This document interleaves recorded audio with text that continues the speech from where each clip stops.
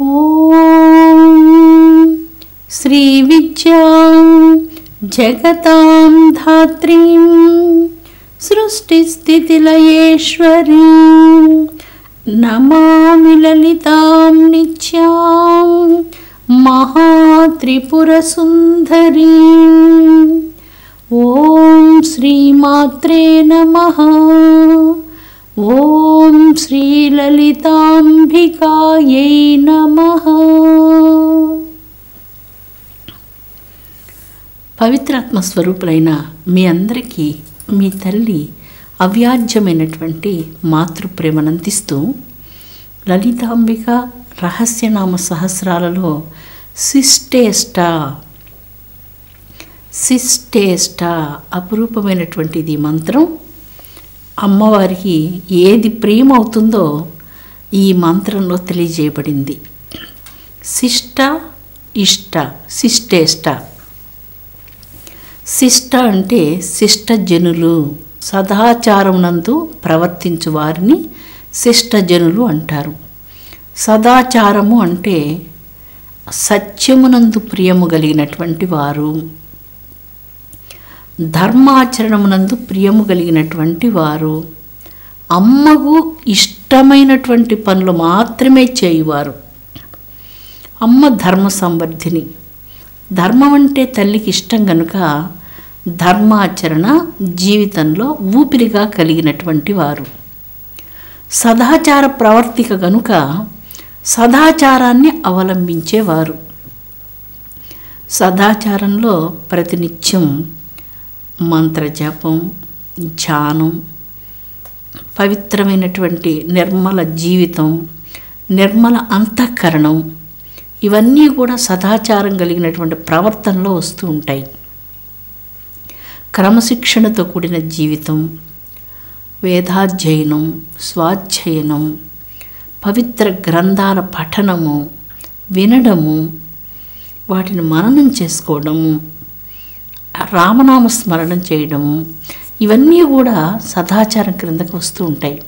స్త్రీలు తులసిని పూజించడం, గంగా కలశాన్ని పూజించడం, జలాలను గౌరవించడం, జలాలను వృధాగా పారవేయకుండా వాని విలువ తెలుసుకొని జలాలను తక్కువగా ఖర్చు పెట్టడం, ఆహారాన్ని పొదుపుగా ఖర్చు పెట్టడం, వృధాగా పారవేయకుండా ఉండడం, దైవానికి నివేదించినటువంటి దైవ ప్రసాదాన్ని ఆహారంగా స్వీకరించడం,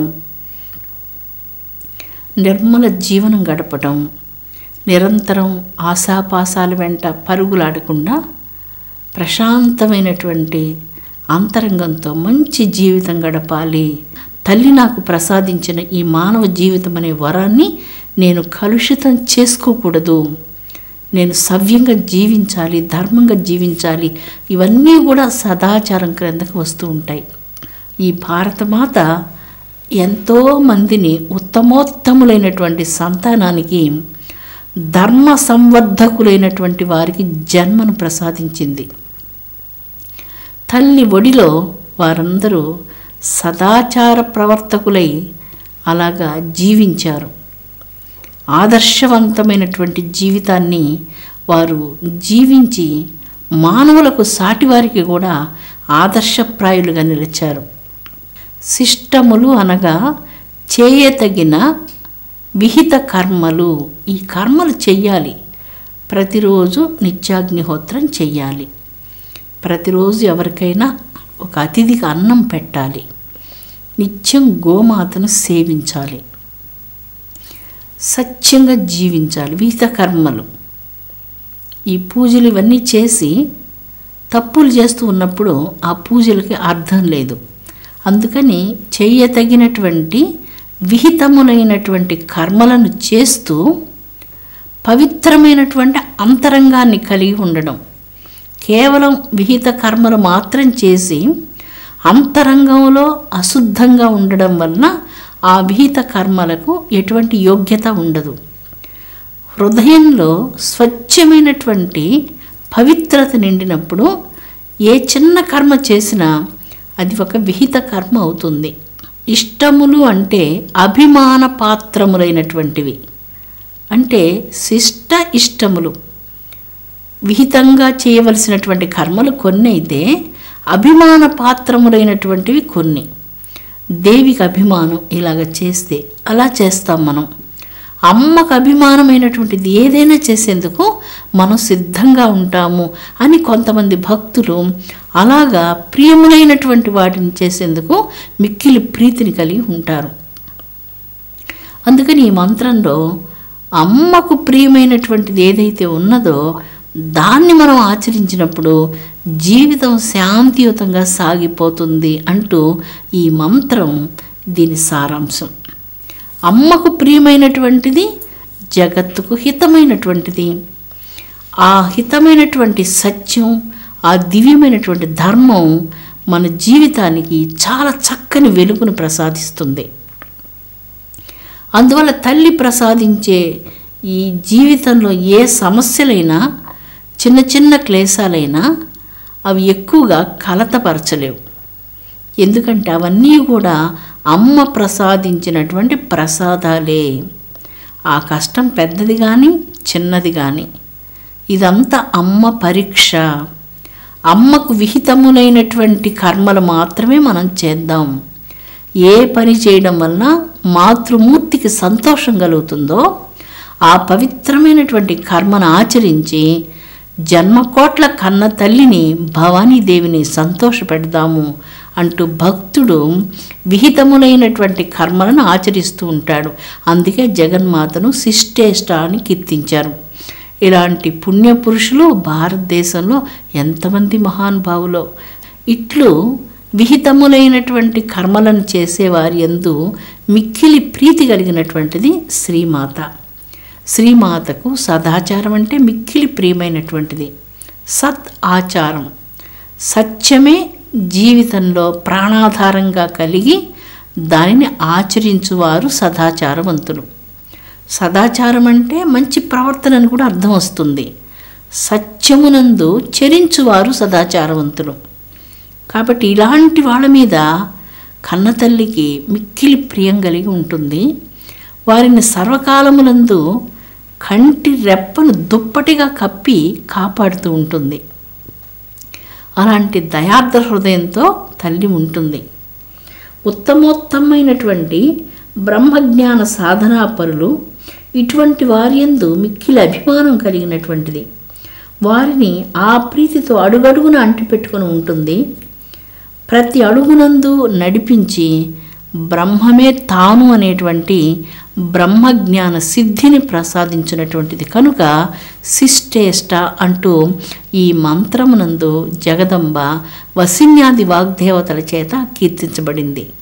అడుగడుగున ప్రతి అడుగు వేసే ముందు ఆ అడుగు తాను వేస్తూ ఆ ముళ్ళు రాళ్ళు అన్నీ తాను స్వీకరించి తన భక్త కుమారుడి యొక్క ప్రతి అడుగు నిశ్చలంగా నిబ్బరంగా దృఢ సంకల్పంతో సత్యాన్ని తన అంతరంగంలో ఆవిష్కరించుకునేందుకు తల్లి స్వయంగా చేయిని పట్టుకొని నడిపిస్తుంది. కనుక శిష్టేష్ట అనేటువంటి మంత్రం తల్లిని కీర్తించడం ఎంతో సముచితంగా ఉన్నది.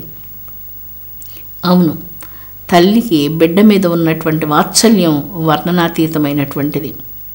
తన బిడ్డ ఎంత తప్పుడు కుమారుడైనా, ఎంత తప్పులు చేసినా, అపరాధ సహస్రాలు ఆచరించినా ఆ బిడ్డలందు ప్రీతిని మాత్రమే కలిగి ఉంటుంది తప్ప ద్వేషాన్ని కన్నతల్లి కలిగి ఉండదు. ఎట్టి పరిస్థితుల్లో ద్వేషాన్ని, కోపాన్ని తల్లి కలిగి ఉండదు. లలితా సహస్రనామాల్లోనే మీరు చాలాసార్లు పారాయణం చేసేటప్పుడు ఈ మంత్రం చదువుతూ వస్తారు. క్రోధనాశిని, క్రోధాన్ని నశింపచేసేదే కానీ తాను క్రోధం కలిగినటువంటిది కాదు. మోహాన్ని నాశనం చేసేటువంటిదే కానీ తనలో మోహాలు లేనటువంటిది. లోభాలన్నిటినీ నశింపచేసేటువంటిదే కానీ తన అంతరంగంలో లోభం అనేటువంటిది ఎలాంటిదో తెలియనటువంటిది. అందువల్ల ఇలాంటి వాటన్నిటినీ నశింపచేసేది.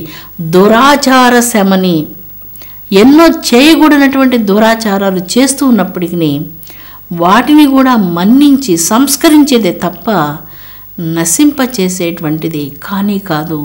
అలాంటి దయగలిగినటువంటి తల్లి, కోటి మంది తల్లుల ప్రేమ కలిగినటువంటి తల్లి జగదంబిక లలితా పరమేశ్వరీదేవి.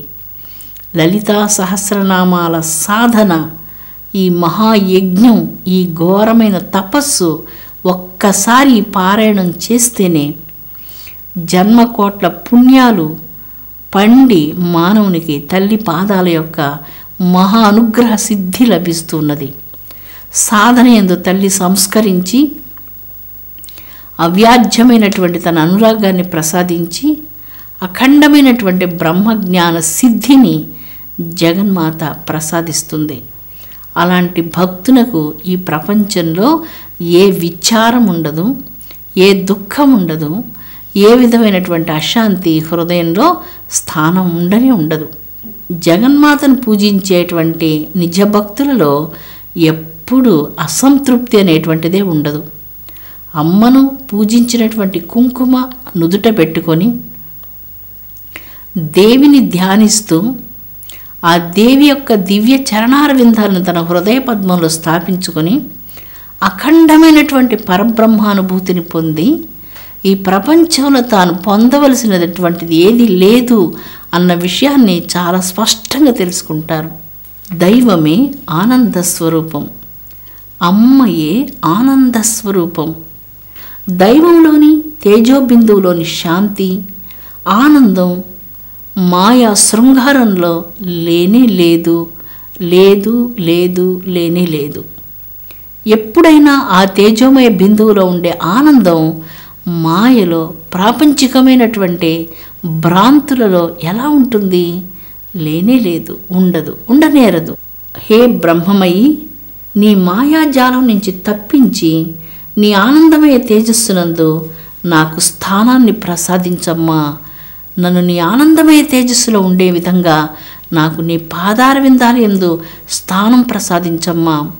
నా హృదయమంతా ఆనందమయ తేజస్సుతో నింపివేయి తల్లి అంటూ భక్తుడు అమ్మను తన అంతరంగపు లోతుల్లో నుంచి ప్రార్థిస్తూ ఉంటాడు. సర్వత్రా అమ్మయే ఉన్నది. అమ్మా నీవే ఉన్నావు. అమ్మా నేను నీ పాదాల చెంత కూర్చొని నేను నీ వ్యక్తినై ఉన్నాను, నీ కుమారుడనై ఉన్నాను, నీ బిడ్డనై ఉన్నాను అంటూ భక్తితో అంతరంగంలో నిన్ను నీవు అర్పణ చేసుకున్నటువంటి ఆ క్షణాలు చాలా మధురమైనటువంటివి. నీవు అమ్మకు తన బిడ్డగా నిన్ను అర్పణ చేసుకున్నటువంటి ఆ క్షణం చాలా మధురమైనటువంటిది. ఎవరికో బంధువుగా, చుట్టంగా, ఎవరికో బంధువుగా, ఎవరికో స్నేహితులుగా, కోటి మందికి కోటి బాంధవ్యాలతో అలాగా బహుకోట్ల జన్మలు గడిచాయి. కానీ నిజమైనటువంటి ఎవరికి సంబంధించినటువంటి వారు గ్రహించాలంటే ఆ పవిత్రమైనటువంటి భక్తి ఆ మెలకువను, ఆ జ్ఞానాన్ని ప్రసాదించి అమ్మా నేను నీ కొడుకునై ఉన్నాను, నీ వాడినై ఉన్నాను అంటూ తల్లికి భక్తితో తెలియజేసుకుంటూ ఉన్నాడు ఆ భక్తుడు హృదయపూర్వకంగా. నేను నీ స్వంతాన్నమ్మా, నిరంతరం నీలోనే ఉంటాను, నీవు నా హృదయంలో ప్రకాశించమ్మంటూ భక్తుడు తల్లిని ధ్యానిస్తూ తల్లితో ఏకస్వరూపమై భాసిస్తూ ఆ సత్య సాక్షాత్కారంలో ఆనందాన్ని, చిదానందాన్ని, బ్రహ్మానందాన్ని అనుభవిస్తూ ఉంటారు. ఇంతకంటే పొందవలసినటువంటిది ఈ జగత్తులో ఏదీ లేదు.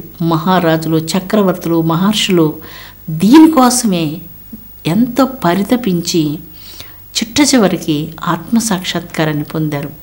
అమృతాత్మస్వరూపులారా, లలితా సహస్రనామాలు పారాయణం చేస్తున్నటువంటి భాగ్యవంతులైన మీకు అమ్మ అలాంటి బ్రహ్మానందాన్ని ప్రసాదించునుగాక.